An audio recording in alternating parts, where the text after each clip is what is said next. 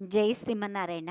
ఈరోజు ఈ వీడియోలో మనం భాగవత పురాణం దశమస్కందం పార్ట్ 8లో శ్రీకృష్ణుడు ధేనుకాసురుణ్ణి వధించడము మరియు కాళీయ సర్పం కారణంగా విషపూరితమైన యమునా నది జలాల నుండి గోపాలులను రక్షించే ఘట్టం గురించి తెలుసుకుందాం. భాగవత పురాణంలో ఇంతకు ముందు నేను చేసిన వీడియోలు చూడాలంటే దయచేసి నా ఛానల్ని సబ్స్క్రైబ్ చేయండి. బృందావనంలో బలరామకృష్ణులు గోపబాలురు గోవులను తీసుకుని వనమునకు వెళ్ళినప్పుడు అక్కడ అఘాసురుడు అనే రాక్షసుని సంహరించడం మనం ఇంతకు ముందు వీడియోలో తెలుసుకున్నాం. బృందావనంలో ప్రతిరోజు శ్రీకృష్ణుడు తన సోదరుడు బలరామునితోనూ తమ మిత్రులైన గోపబాలురితోనూ వనమునకు వెళ్ళి అక్కడ గోవులకు గ్రాసం మేపుతూ ఉంటారు.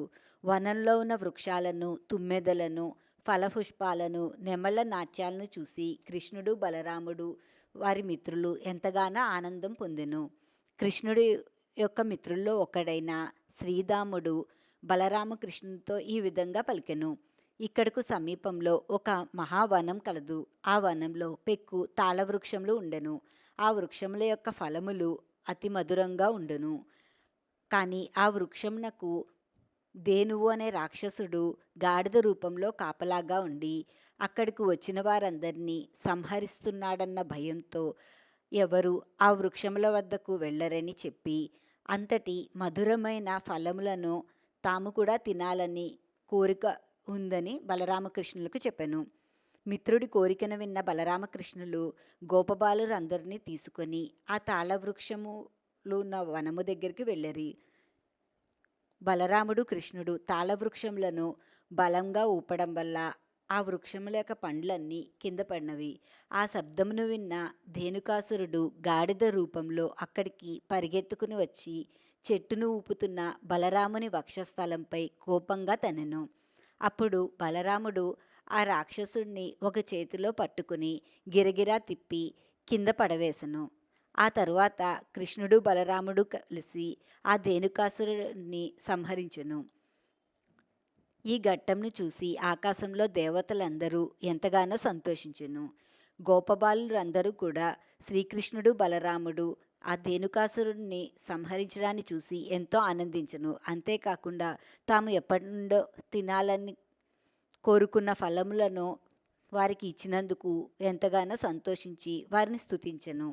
వారందరూ తమ గృహంనకు వెళ్ళి తర్వాత కృష్ణుడు బలరాముడు చేసిన సాహస లీలల గురించి చెప్పగా బృందావనంలో అందరూ ఎంతో సంతోషించెను. మరొకసారి గోపాలురు గోవులను తీసుకొని యమునా నది తీరంనకు వెళ్ళి దాహం వేయగా అక్కడ ఉన్న యమునా నది నీటిని తాగగా వారందరూ స్పృహ తప్పి కింద పడిపోయెను. అది చూసిన కృష్ణుడు తన చల్లని చూపులను ప్రసరింపచేసి వారందరినీ మరలా బ్రతికించెను. యమునా నదిలోని నీరు విషపూరిత మగుటకు కారణము కాళీయము అనే విషసర్పము యమునా నదిలో ఉందని గ్రహించి కృష్ణుడు యమునా నదిలోకి దూకెను. కృష్ణుడు నీటిలోకి దూకగా వచ్చిన శబ్దంను విని కాళీయుడు బయటికి వచ్చి కోపంతో తన పడగతో కృష్ణుణ్ణి బంధించెను.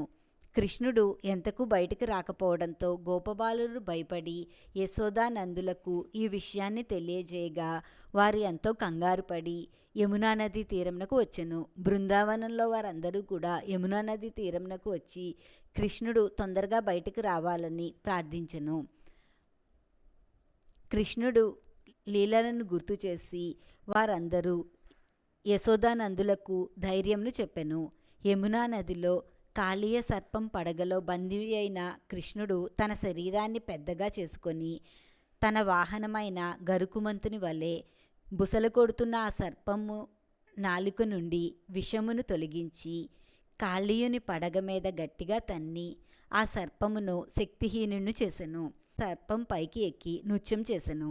శ్రీకృష్ణుడు నాట్యం దాటికి కాళీయుడి శరీరమంతా చిన్నాభిన్నం అయ్యెను. శ్రీకృష్ణుడు సాక్షాత్తు పరమాత్ముడే అని గ్రహించిన కాళీయ సర్పము శరణు కోరెను. కాళీయుని భార్యలు కూడా శ్రీకృష్ణుడిని ప్రార్థించి తన భర్తను వదిలిపెట్టమని కోరెను.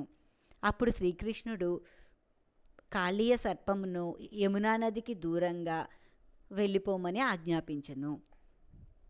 అంతేకాకుండా కాళీయ సర్పం పై నుండి నాట్యం చేస్తూ శ్రీకృష్ణుడు యమునా నది తీరంనకు వచ్చెను.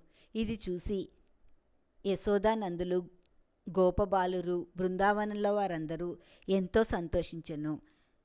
భాగవత పురాణంలోని శ్రీకృష్ణ లీలల యొక్క ఘట్టంను వినిన వారికి, చదివిన వారికి కూడా ఆయువు ఆరోగ్యం కలుగుతుందని భాగవత పురాణంలో తెలియజేయబడింది. ఈ వీడియో మీకు నచ్చితే నా వీడియోని షేర్ చేయండి, లైక్ చేయండి.